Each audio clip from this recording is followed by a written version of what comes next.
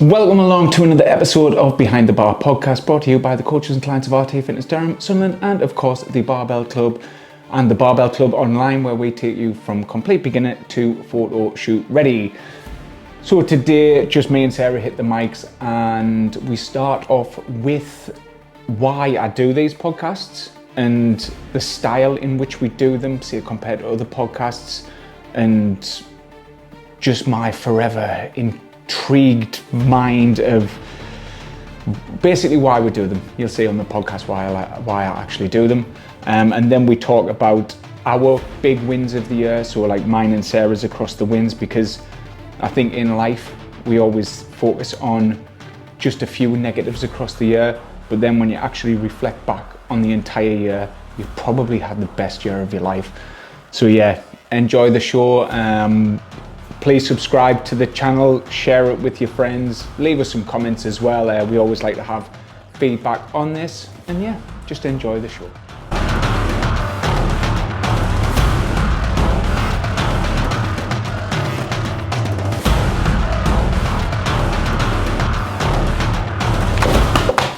Ready? Mm-hmm. Let's go.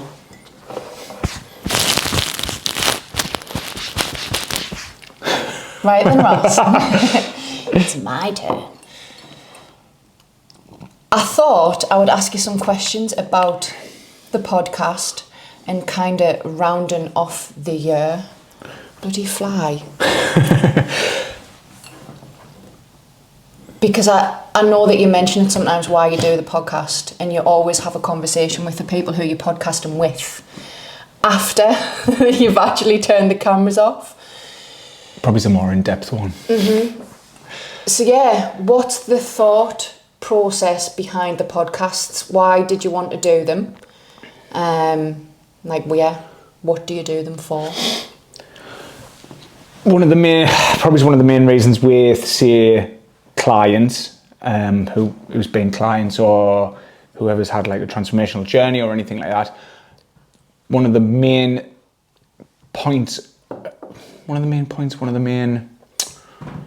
intriguing parts of it all is the moment, like that light bulb moment of why they needed to change.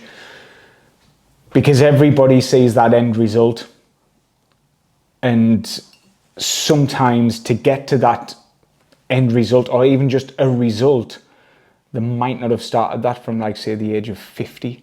Mm-hmm. And it's always good to know what that light bulb thing is, because it's, let's say, for example, if it was somebody who was, say, 55 and they spent 5 years of like actually rebuilding themselves, getting into that awesome shape or whatever else, they great health markers, those 30 years before that, from 20 to 30, how many different diets they've done, how many times they've failed, how many times they've won, but then always went back over, and then it's took up until, say, 50 to 55 to then finally do something and then keep it there. Mm-hmm. So that's always always my biggest intrigued moment for people. And then if I ever get, say, other coaches on or anything like that, just probably their point of view of things and to get to know them. And yeah, I think that's pretty much why I did. I'm totally interested in that clicky moment. Mm-hmm. It's my favourite part to understand why. Yeah. Excellent. Good. So obviously, like I said before, you always have these really in-depth conversations with people after the fact. And because I know you, and obviously a lot of people who watch this know you, but some people don't, you don't like digging. Like, you're not a diggy podcaster. Like, if you watch your Steve Bartlett's and whoever else, he's the main one that comes to mind, he's always like, he's almost trying to make them cry. He's almost trying to get the deepest, darkest secrets out, because more people want to listen to that, I suppose. But you've always stood quite firm on the, like, I'm not on a podcast to make people cry or to get the deep, dark backgrounds. So yeah, what's your stance on that? Like, why is this your podcasting style to not kind of probe? Because it's not about me. That's the thing. It is about the people who I get on, and I want to make it about them. And if I wanted to make it about me and getting views and clicks and all the rest of it, let's use Steve Bartlett for an example. By the way, I like actually some of Steve Bartlett's podcasts, but this is one thing what gripes is about his. He tries and makes them cry. He tries and makes these big celebrities cry and cry and cry, and then uses that for the clickbait, for the thumbnail, so he gets more views and gets more popular in himself. In a way, it probably helps because then the podcasts do reach more people and help more people. I was going to say, because obviously whenever someone cries, it's generally for a reason, whether they've been through a trauma or a bad relationship with something. And it always ends with them talking about how they've overcome that. So then there's ears on people talking about how they've overcome certain obstacles in their life or situations. So then it ends up being a positive thing in a way. It does, but so Gary Vee, obviously I like Gary Vee.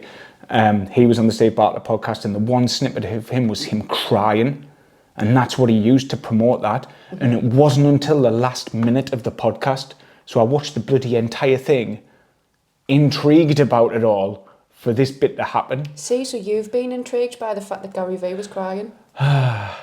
Yes, but I also want to make sure that people can come onto this, and for them to be comfortable in it as well, and not think he's going to ask about this and then ask about this. And it's like obviously that moment in time, what I always try and see get out of people, when it's more for my curiosity than anything. But then I'm not digging deep on that. It's not like, well, why did you feel this? And then why did you feel this? And then it's like, what did your dad do to you when you were younger? Yeah. Do you know what I mean? And that's how far he keeps going, and he keeps digging and digging and digging and digging and digging. And yes, it's going to have maybe a positive effect overall for people, but I just can't do it. And it's not that I don't want to do it. I'm not I want to keep it happy, nice, feel good, and not make them feel like shit. And probably they might want to do that, but at the end of the day, local people getting onto it, I know it's not many viewers or anything like that, or many listeners, but it's for them to then be exposed. And even if some people have opened up and been open and honest about things, I then don't turn that specific bit into a clip, because then I don't want that person feeling like he's just used us for clickbait here for that. And I think it is a bit shit, because some people would want to Gary Vee go on about talking about his products and services and all the rest of it, and that helps people in any way. But then out of all of that knowledge, what he did on, say, a 2-hour podcast, that 1 minute of him crying got people in, but the rest of it was gold. Yeah. But it's that one bit, he's used that bit to get, you get us? It's a question of morality. Morality, that is the right word. Yeah. Because I think in our gyms online or whatever, we're just trying to have fun, we're trying to have banter, we're trying to have this. We'll never, us from coaches, bring in mental health. We never use that as a selling tool, where other people do use it as a selling tool. Yeah. We're all about fun results, and we're not playing, because at the end of the day, most of these people who do sell these things will cue into the emotional psychology of people, bringing in the mental health cards just to bring them in. And it's I'm trying to sell results and fun. The thing is, the results that we get are mental health as much as they are physical. 100%. But we're not... Is milking it the right word? We're not milking it, and we're not manipulating people neither. Obviously, where we're talking about... Obviously, when we make sales calls, it's predominantly me. And through all the training that I've had, it's always like, go deeper, go deeper, go deeper. And it gets to a point in a conversation with people sometimes, and I'm like, I am not digging any further. Yes, I know that our service could help them. 100%. I know the benefits of exercise. I know the benefits of eating right and just being active and feeling better in yourself and the effect that it has on your life. But after what you've just told me, I'm not going to then throw that in your face at the end of the call when you say, I need to have a think about it. I'm not going to then say, what have you got to think about? If you don't do this, that's going to get worse. Yeah. Because then I feel like a dick. So even though I know that by getting them in, I'm going to be helping them long term, I still can't bring myself to play on that person's fucking trauma. Because I don't think it's right. I don't think it's right. Even though I know I'd be helping them, which is mental, because I know I'd be helping them. But they've got to be at a point where they're ready to go. And if they just need a little bit of time to think about it, have that time to think about it. I might have the conversation with you again in 3 months. I might have the conversation with you again in a year. But you've got to be ready and know that I'm not going to be like, well, if you don't do it now, this is going to get worse. Awful, isn't it? It is. It's hard selling somebody who needs the help, and even like, and it might be a hard sell, and they might feel buyer's remorse and all the rest of it, but they could have changed their lives in a year, 3 stone down or whatever else, like new job, blah blah blah, and it is a tough one. And if anybody has ever been on a call with me, any clients or anything who is listening to this, they'll know some people might call it a strategy. It's not. I have a conversation. I have a conversation. It's like, what's the crack? Mm-hmm. They tell us the crack. Champion. This is what the program is. Do you want to sign up? And that's it. But that's how I want to get it to the point of, say, if people see us on social media or anything like that, and they see all the videos, all the stories, all the rest of it, and then when they do get on the phone to me, I'm not saying, so how's your mental health? Mm-hmm. How's this? And like digging deeper and digging. I'm going to be exactly the same person as I am, who I am in these videos, on the socials, whatever else. Authentic, yeah. But it's not even a strategy. It's completely, because I don't think I could do it another way. Do you not think it's mad how it's always deemed a strategy though? Like, people deem everything as some sort of strategy. And I mean, even when we've met other gym owners and when we've gone like with consultants or whatever and had conversations, and they're like, what's your strategy? And it's like, we just have conversations, we just have fucking laugh. Yeah. Like, we get results. We don't need to keep, like, I don't know, it's not, it's weird. We're like the most unprofessional like professionals. We do a fucking good job at what we do, but we don't feel the need to adopt strategies. Yeah, and playing on the emotional cards. I think like going back to like, say, playing on like the I mean, because you do see a lot of the places playing on the mental health card. Like, do I get shot for that these days if I say the mental health card? Fuck knows.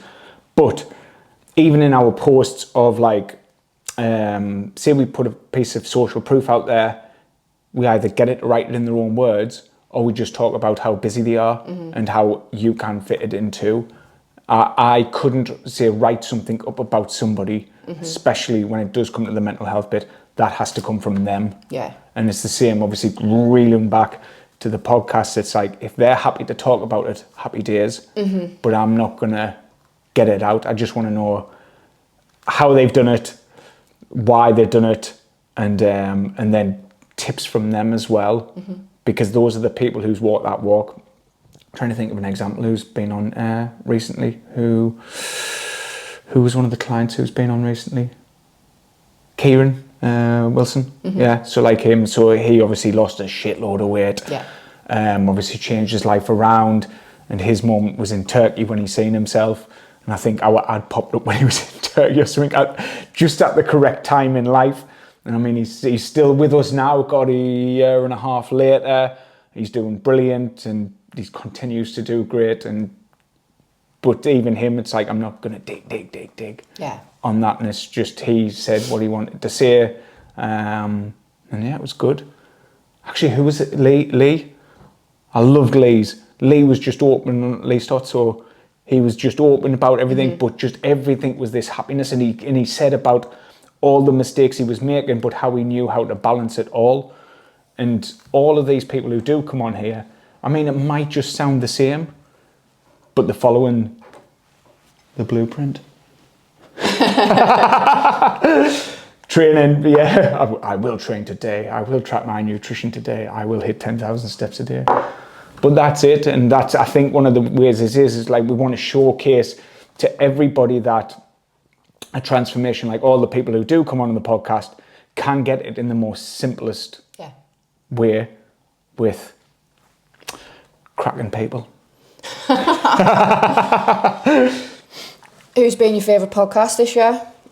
Oh, this year.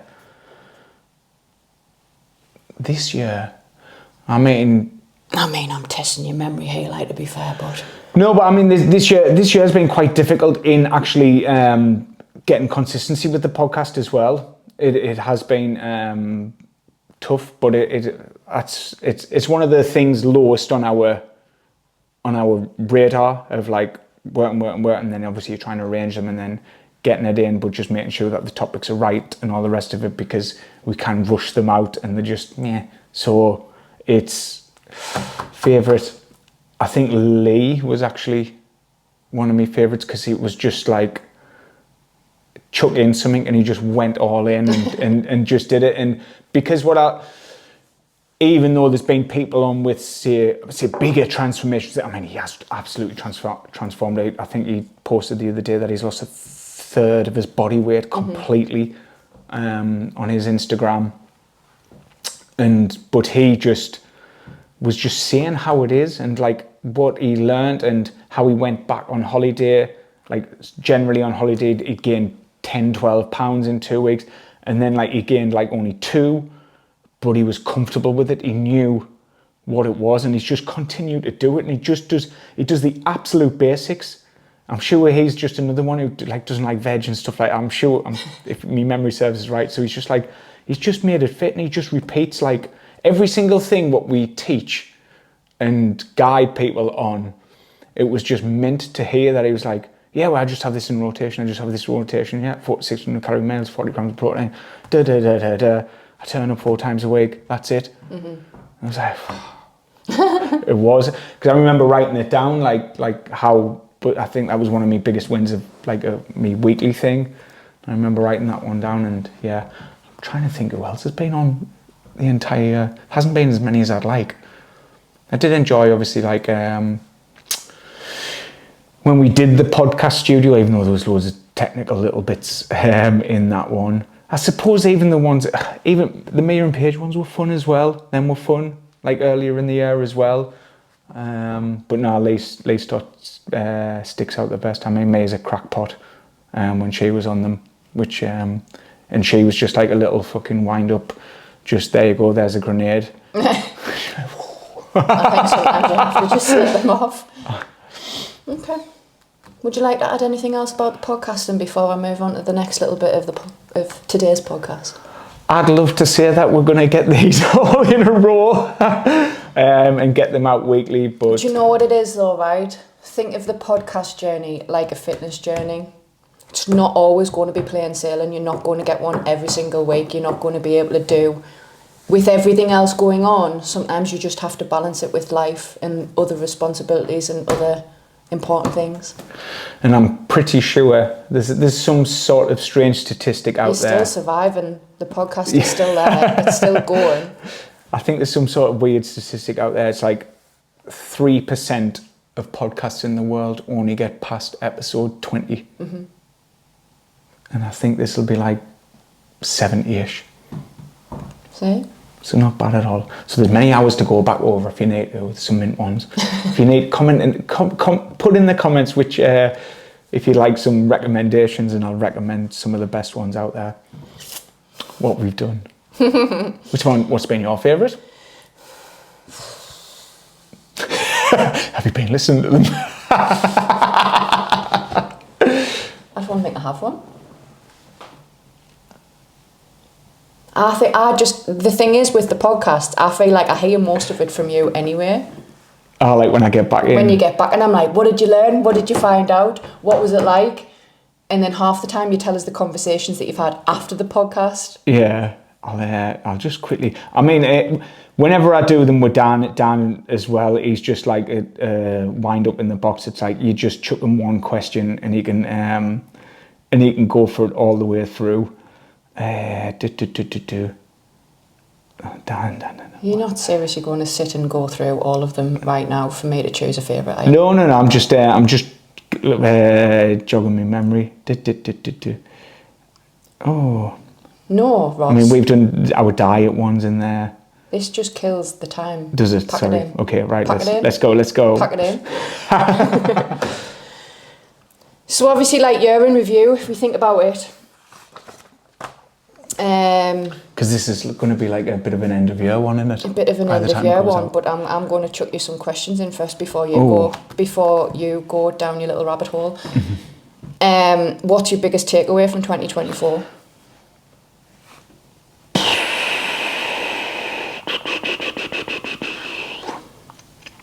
Like something that you've learned that you're going to take into the new year, just something, biggest takeaway? Oh, probably from... I think from say a business standpoint, we're always like, we've got to fill these slots, we've got to do this, we've got to sell this amount, we've got to do this, because at the end of the day, we're a business and we've got to continuously push the business, drive the business forward, and all numbers and this amount this month, like how many clients have we got, how many clients we lost, And I think one of the biggest mindset switches was the impact goal, what we put in play,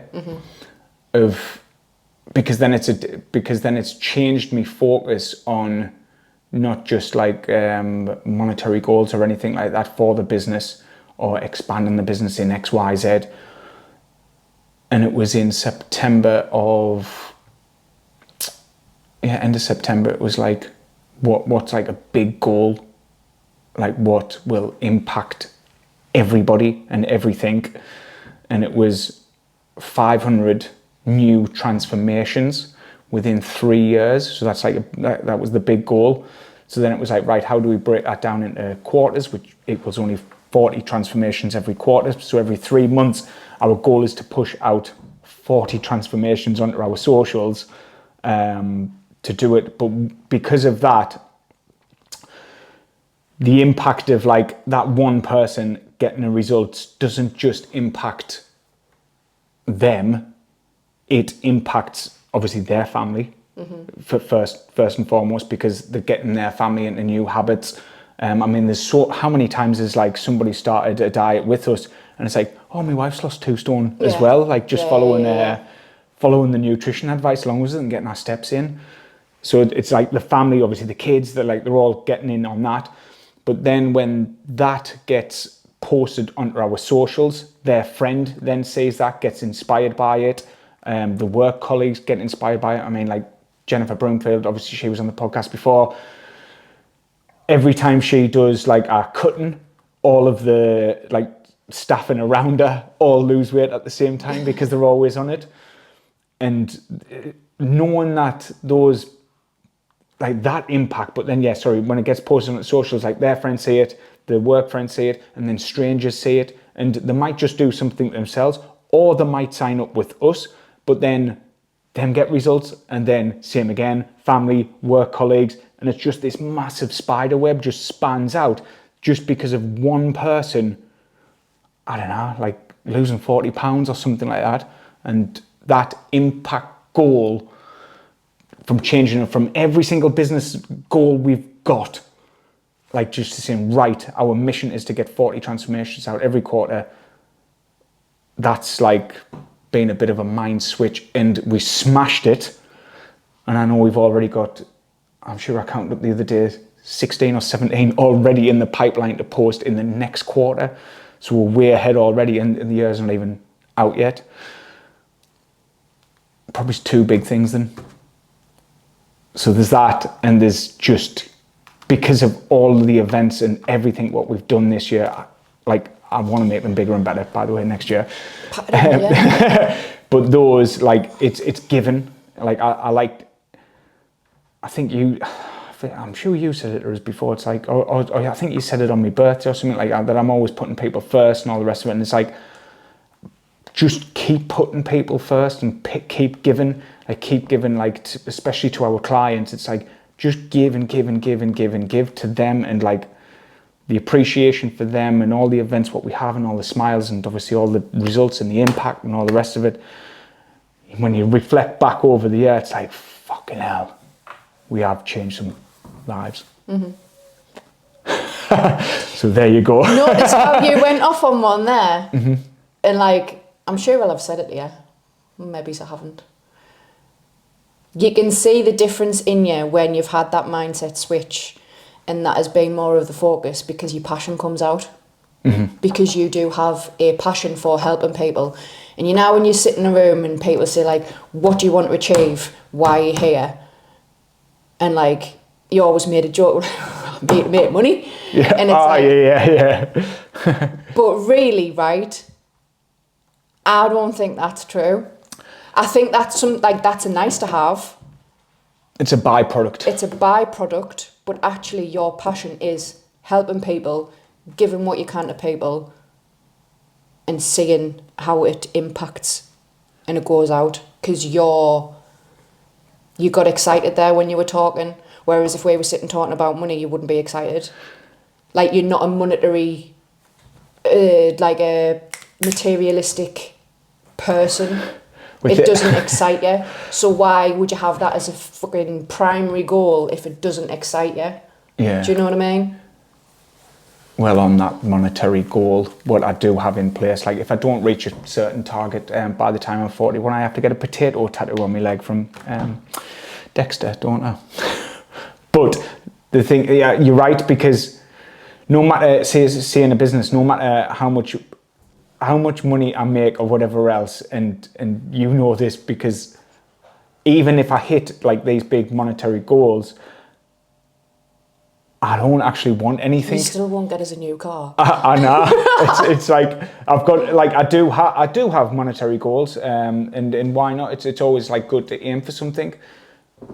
But it's like, I tell everybody who I've told these goals, it's like, I wouldn't buy anything. I wouldn't even buy anything. I just want to say that I've done it. And like, like, I had like, you even for Christmas, for me, it's like, what do you want? It's like, oh, fucking no. Let's not talk about Christmas. I don't want anything. Let's not make this go down that hole. But it's like, I don't want anything, and I am still cheap in areas. It's like, Sarah drinks Coke Zero. I drink like Tesco's own brand cheap lemonade, because like, I don't want to spend 50 pence a tin. It's like, in a restaurant, I'll never order a second, what's it called? Like fizzy drink, will I? No. Because like, it's like £3.50 for like that. I mean, yes, that's a bit of me northern side in us. But it's like, even if I had X amount in the bank or whatever else, it wouldn't bother us. Do you know, like, actually on that, what was it? Because it was, yeah, I'm just reading off something. Where was it? Because you're right, because so,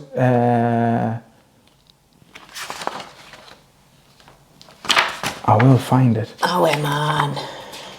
No, it was basically like, what, it was a question a question from an event, and the question was, it's in there somewhere. What do you want people to say about you in a year's time? Like, so for the end of year goal, and all I wrote was, "You've changed my life." That was it. That's like, of everything, I'd love to somebody to come up to us and just say, "You've changed my life," and I know people do. I was going to say, we had it at the Christmas party. We get it all the time, but that's like, that is the biggest compliment I think you can ever get from anything, really, isn't it? You've changed my life. It still catches me off guard. Obviously, it won't catch you off guard because I'm the soft one. But if someone says it, it's like, ooh. I'm quite an emotional person. So like that, I suppose that's a big goal for next year. And anyway, it's just like for someone, and it's like, I'm not talking hundreds of people, but it's just like, just for someone to come along and say that, And I know people do, and I know people always write it in messages. Yeah, so I know we do get it in messages, but just one person, it'd be nice. Yeah. What's yours? Or did you have something to ask to that? Well, I thought I was asking the question. Oh, sorry. It is a conversational podcast. Oh, I know. But I haven't... My biggest... No, I like that. I'm going to jump on your bandwagon. No, but what you asked me was... What's your biggest takeaway? What's your biggest takeaway from 2024?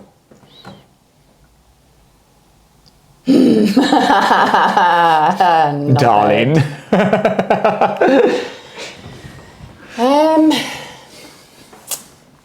Oh, fucking hell. You go to all these seminars and I don't because I've got the child. What's my biggest takeaway? Oh, I don't know. I actually feel like we've done so much this year, my head's gonna explode.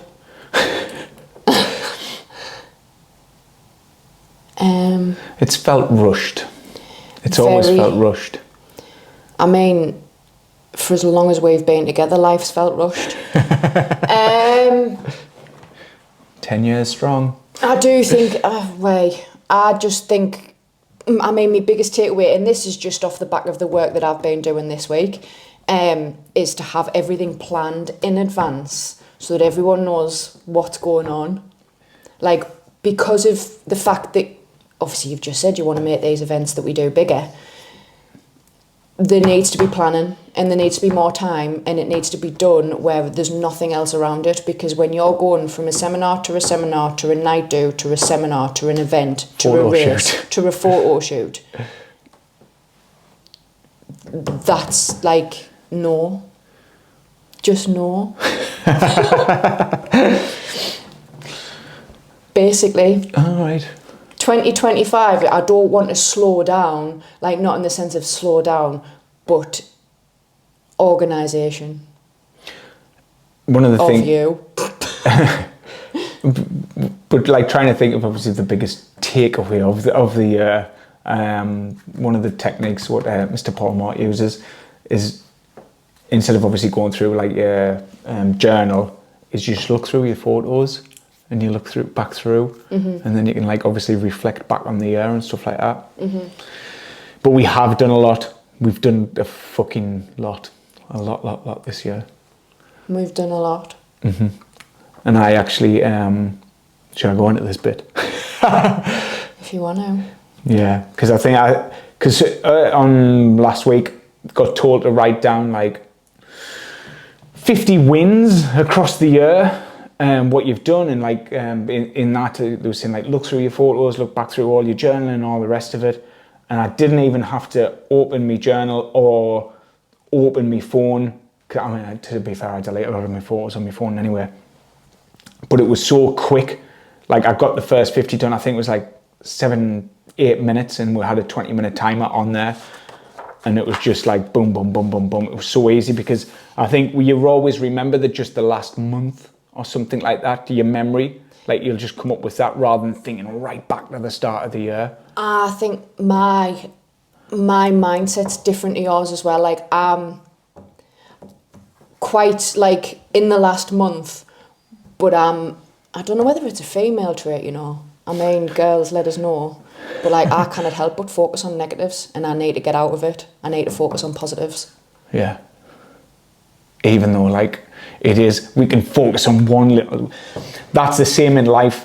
Like there can be 100 positives and it's one negative of what you always remember. I used the example the other day. Who was it? Antodek? One of them. No, because he did he get caught drink driving? Yes. Yeah. How many people do you know in your life who's been caught drink driving? Loads, right? Him, the 40 years of goodness what he's put into the world, and he got caught drink driving, he made a mistake, do you know what I mean? Like what a lot of people will be doing over Christmas, and yet he got tarnished. He had to stay off TV for months on end. He had to make public apologies and all the rest of it, and he's going to be remembered for that instead of the 40 years or whatever. Always remembered for the one bad thing you do though. Well, exactly. So maybe it's not a female trait, maybe it's just a trait of people. We always remember the negatives. But I don't want my negative thoughts to infiltrate and make, like, because obviously if you say, like, what's your biggest takeaway 2025? Like, oh, 2024, trust no one. Like, oh, lush. Like, people who you think are your friends aren't really. Oh, yes, let's go into 25. I'm going to have no friends because I don't trust anyone. Like, do you know what I mean?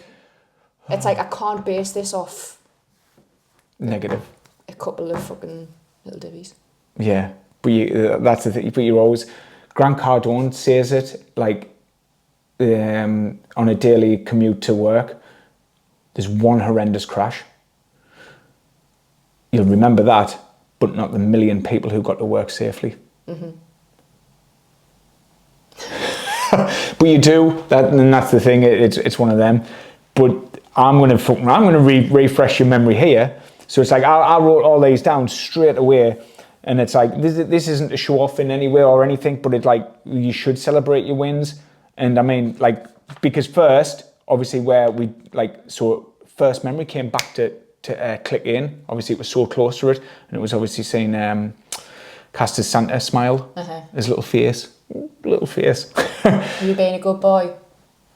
Yeah, it was good, like sheepish, and it's like that little moment for me. Obviously, going to see Santa taking out the house and all the rest of it. It's like, oh, now this is a canny bit just to see that one, but that tiny little moment does make it worth it. But like, say from the gyms and business perspective, it was like, I mean, what was the first one? The 10th anniversary ball. What an absolute blinding night that was, and everybody enjoyed themselves. And same again, I wanted to try and like push the boundaries and like do more and stuff like that, and it ended up just, I mean, a DJ, a saxophonist in the photo thing, and they all went down the storm. And I thought it isn't enough, but like it was. And then obviously there was the speeches and the awards and everything, what we give out. Do you know what I mean? And then you think of the appreciation, like what you gave out to all of those mint people who's been with us all of these years. And if you reflect back to that moment, it's like, obviously you had a mint moment with Nicky Dodds, do you know what I mean? What, where I cried? Yeah, but it is. Yeah. So you had all these moments with people, and then like, obviously we were just totally in it to like appreciate all of them, and then we'd never even expected it. And then obviously Sandy jumped up, probably had a few drinks herself, but then obviously thanked us for facilitating it all, which was nice. And like, but we never expect anything in return. We just want to give. That's just the first event. We had the Carnage Games 1, the Carnage Games 2. Obviously that's what, 40, 50 people in a room, all battling it out. Was Carnage Game 1 the egg? Oh, where everyone cheated. Everyone cheated. When like you see Ross's rage level go from 1 to 100 because adults are cheating on an egg and spoon race. Yep. And then I'm like, shh man, Ross, you're going to spoil the whole event. No. But yeah, they still come back for round 2, so happy days. And then we have a strong event in there, and then, I mean, this is where just people are coming together and just doing stuff what they never thought they would do, just from signing up to wanting to lose a little bit of weight. And that's it. Like, you get them through the door, and then you bring them into the community, and then they enjoy it, and they make friends forever, and they then have those memories in their heads. And it's like that, what we're building there is unreal.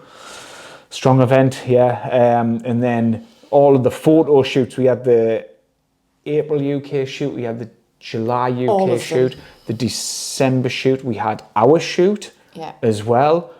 Villa. Those alone, I'll get to the Villa, those alone, like, and then it's like that impact of like all of those people who them have helped and then helped and joined and helped. Mint, and then Villa, we've pushed the boundaries out on that one, didn't we? And that was mint as well. Absolutely, just from never doing it before to how smooth it went. I mean, I was wiped out by the end of it, because of trying to just keep it all together to make sure everybody's having a good time and all the rest of it. People don't say I wiped out. I probably get, because every time... Because you get stressed about everyone else having a good time. That's just you, regardless of what it is. Yeah, You are like the hostess with the mostess. And I get wiped. Even though, like, say these games or whatever else is only like 2 to 3 hours long max, like I come back and I fall asleep. I'm wiped completely, and then it generally got something else booked on the same days. But then yeah, you need to stock up a book and stuff. What I liked as well was the lifestyle shoots we brought in. That was a win, because it's showcasing what we look like in normal clothes rather than just that. And I know it's just such a simple thing of like, let's take a few pictures of you in your clothes before we strip off, get pumped up, get oil on for the gym shots, because I think that shows like a hell of a different side. And I've loved that. That's still my favorite shoot, the villa lifestyle shoot. Yeah, that one. I mean, nobody knows how to act on it, but we had a few drinks, loosened everybody up, and then we did start posing about, and they were quite natural. And because of the vibes and everything, it really showed that day and night, because everyone was in good spirits. So it was as natural as they come, really, because most of the time when we are doing the physique stuff, nobody's in that situation, are they? No. Nobody's, especially our clientele, they're not like tensing up and posing all the time. And then we have to, like, on the day, it's like, right, this is what you're going to do. This is what you're going to do. What should I keep going? What else? I mean, obviously concerts being full, and Dan... I couldn't read your writing. Can you not? Dan concert being full, that's like a huge thing where it's only a small unit, but we've opened up just like, I mean, it was pretty much full like within a year on there, but that was adding time slots across that. And Dan's obviously just what can we say about that? He's built a community within a community, and it's fucking bouncing. So proper buzzing with them there. I love how on your 10 magic wins, on Ross's 10 magic wins, he has Disney, right? And Ross hated every second of Disney. I didn't hate every second of Disney. I think you're just a miserable fucker. So I went to Disneyland Paris in July, Caster's 5th birthday. It's not a kind of holiday for me. A holiday's a holiday for me. I like to just chill, like, completely out. Even though you can't sit still for more than half an hour. It's like a holiday is not a holiday for me. You cannot sit still past half an hour. You go into the gym or you're going for a walk. So didn't give us that shit. But still, that queuing up for rides. So basically, argy-bargy of people. When I take Caster to Florida, it's just me and Caster going. You're not coming. You're not invited. But he'll be older then. This is the thing. He'd be older then, and it's a 5-year-old. And it just turned 5. So even like you queued for half an hour, I need the toilet, and they're like right at the front, and it's like, yeah. And one of the rides, I'm thinking of the negatives. I know. Do you know what I mean? So, but positives of it all, like why it is a magic when it's like, I never thought that I'd be able to get to there. I suppose in a sense. I know some people it's a yearly trip, but for me and for all the years, like, I didn't think I'd be able to afford it. So yeah, that's why it's in the 10 magic wins there.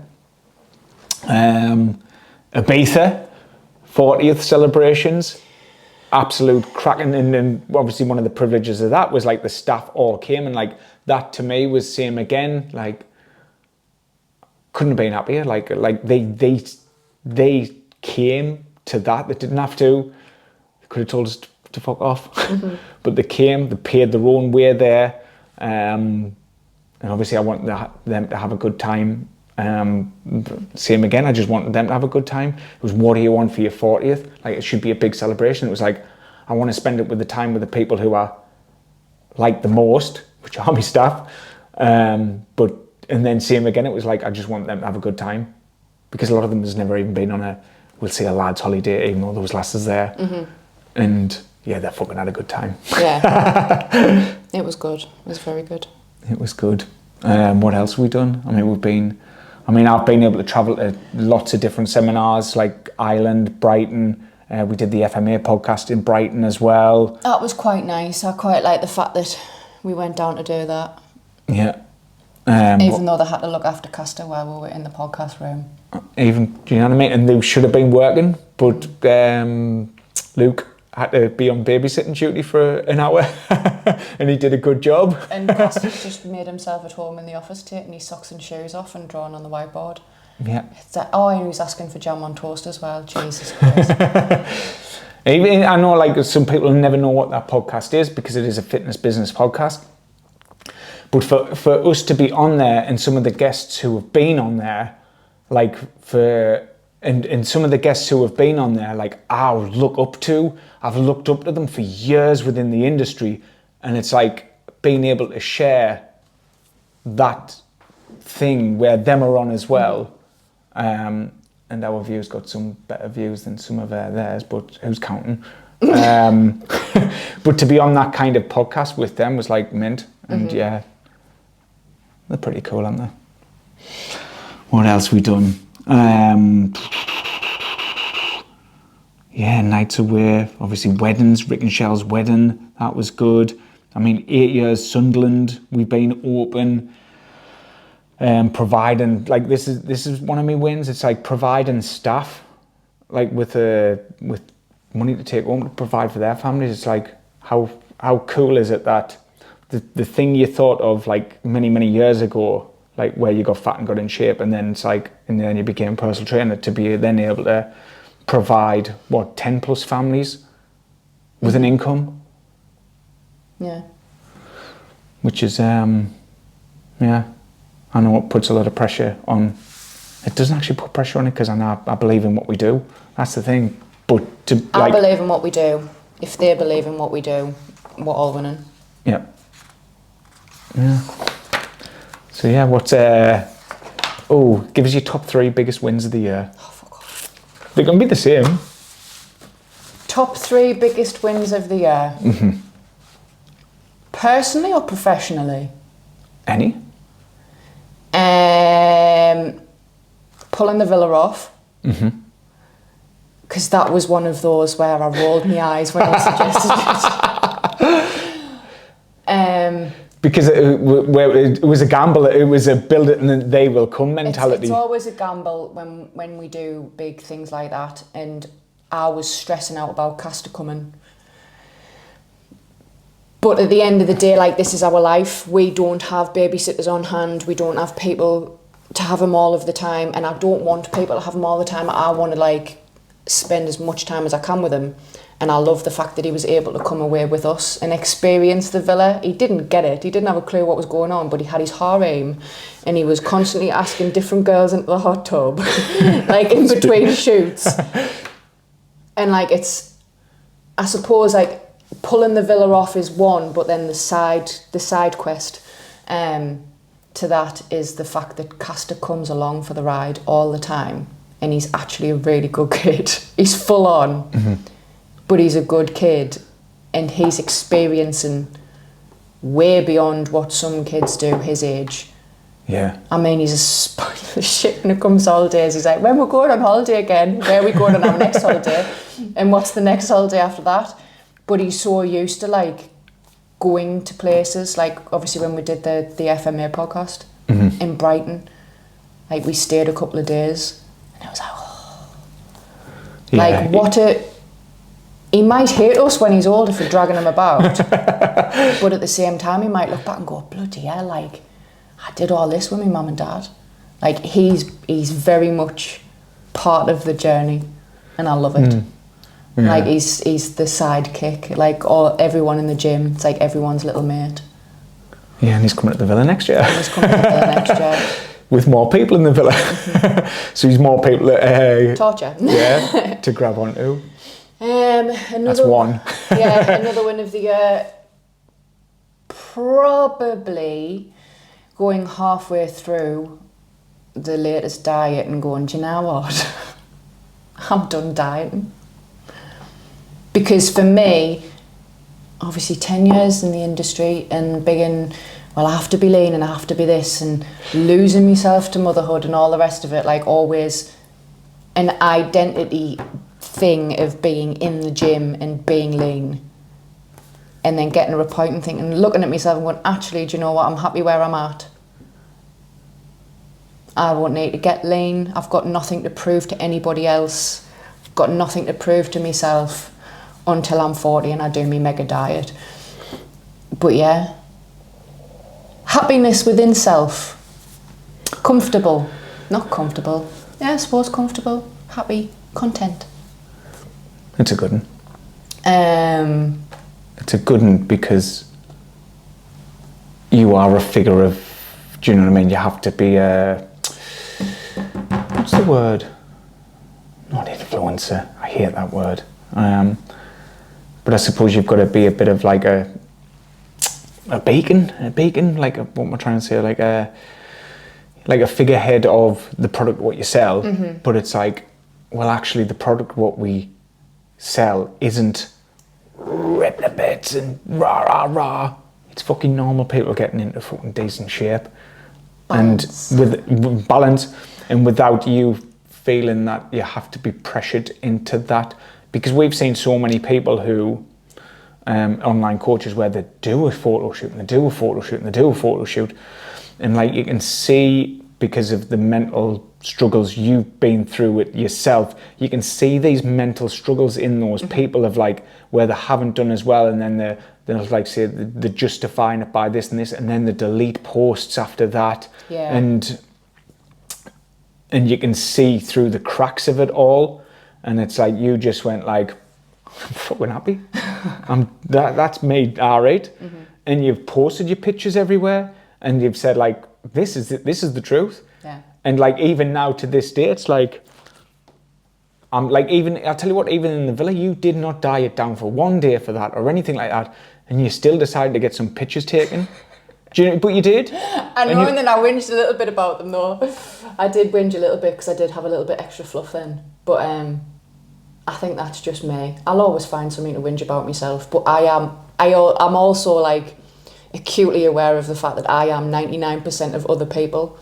Yeah. You always whinge about something, even if actually you're like, meh, like, yeah, there's still something you whinge about. Human nature, that. Mm-hmm. We'll always nitpick ourselves no matter what. No matter what. Win number 3. Mm-hmm. Actually, this is social media based, like actually authentically being me. I think I've always authentically been me, but I've not posted very much. Mm-hmm. And I'm always looking at other people and going, well, theirs is polished and the grid looks lovely and it's professional. And I suppose I've seen more and more people doing more and more content, and I look at them and I'm like, that isn't you. That is in no way, shape or form. I know you off online, and I know that that's not you.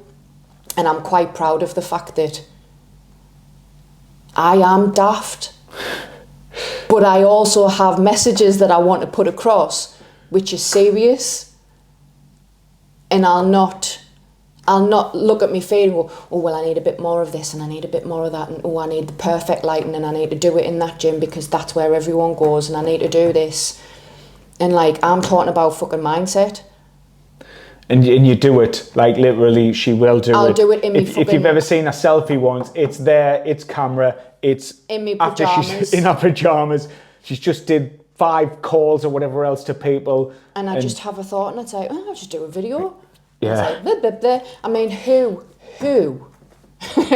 posts shit about like getting out with, what's he calls her? Michael's. David's. Michael? Runny Noodles, Michael. But it's your backdrop, you've got bloody Lego brickheads in the background and stuff like that in the office. That's me. No, I know, but it's not like this perfectly polished kitchen or hiring a kitchen out and doing this and doing this. I'm quite proud.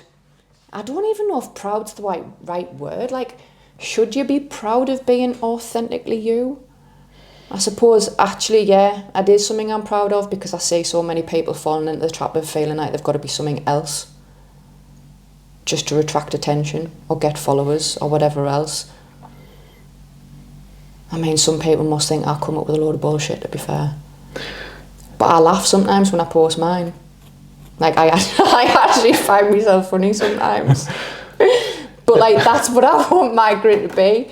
And, like, obviously I've got a corporate background, and there's always the people buy from people thing that I've always been told in my head. And it's like, I don't want someone to talk to me in person and go, you not like what you like on social media, mind, or your face doesn't look the same, or like, do you know what I mean? Yep. Like, I want people to go, yeah, I feel like I've known you for ages. Sometimes when I do calls, when I do calls, people say, I feel like I've known you for ages. Never met. First actual phone conversation I've had with a person, but they feel like they already know us because they've seen stuff on social media. Which is the best thing ever. And that's why I go back to when I'm on my calls, it's like, I just want to be exactly the same. Talk to them exactly how I would talk to anybody else. I mean, sometimes I have to tone it down a little bit to get to know them a little bit first.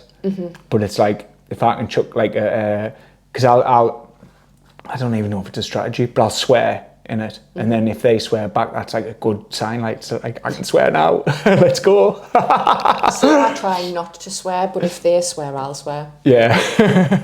Like Stephen Rutter always says, that's one of Stephen Rutter's things about me. It's like, I remember when we did that sales call and you were all prim and proper and you had your phone voice, and then day 3 in the gym and you shouting fuck off across the gym. But yeah, been pretty mint.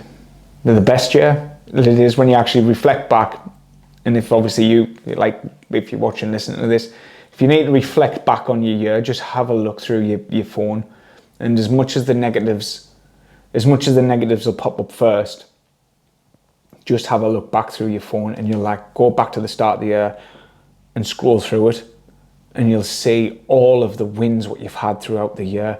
It'll surpass 50. Easy. You'll just look down and you'll be like, shit. Like tiny moments, like, because you could be broad and you could say, I went on holiday.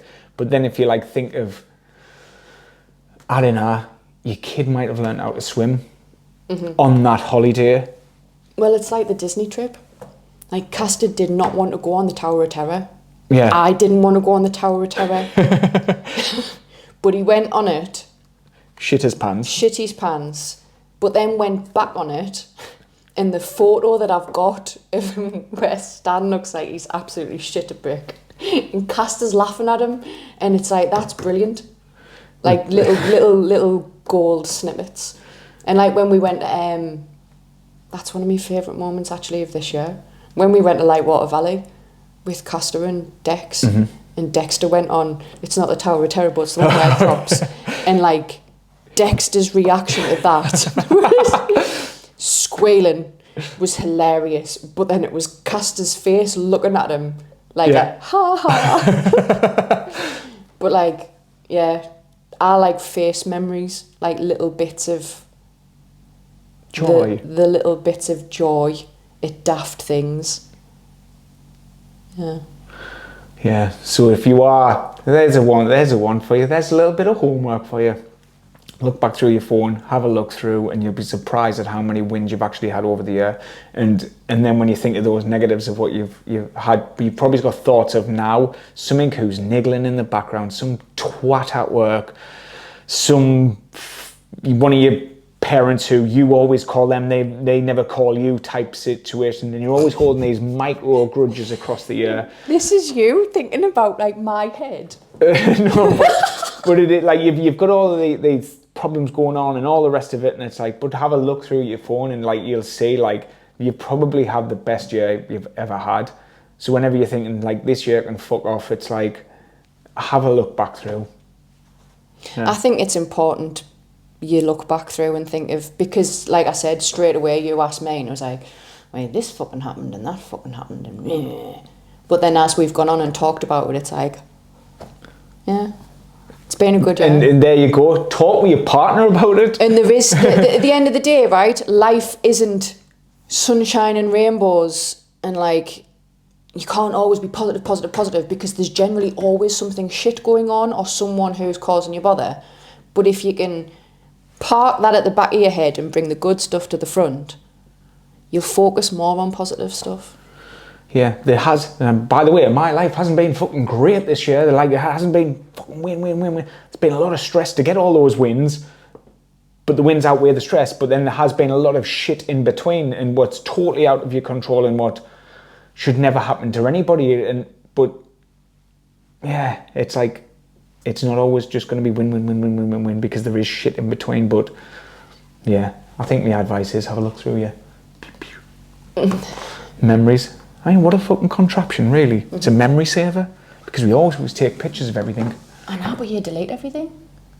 I've still kept some stuff, yeah, but I delete it, but it goes into files of like holiday files, days out files, like the Brighton file. I've got them all saved, but I can't have that much clutter on my phone. I stick to 1,000 or try to, and then go back through. So yeah, cheers. Mine's empty now. Mine's empty as well, but we'll pretend. Cheers. Here we go, 2025.